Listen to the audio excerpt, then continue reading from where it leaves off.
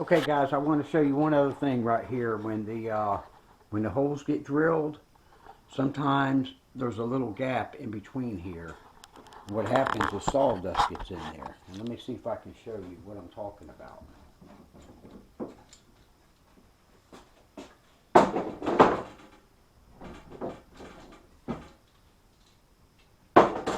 These holes were just drilled.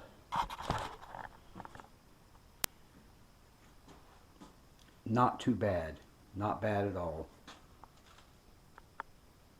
See these little ends here? Sometimes they'll stick up, and what I'll do is I'll just use a little bit of scratch 80 on them to get them down.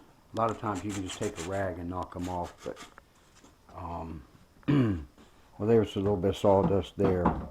You want to make sure you get all that good and clean before you glue on to the next piece. When you're starting out, they're pretty flat, but the wood is burnt so much that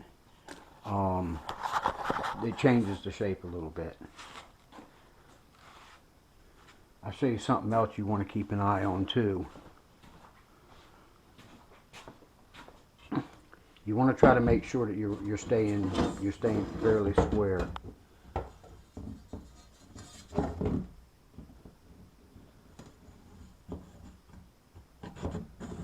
You want to keep an eye on that.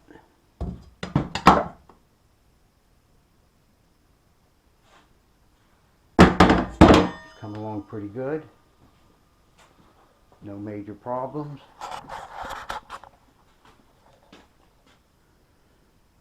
Okay.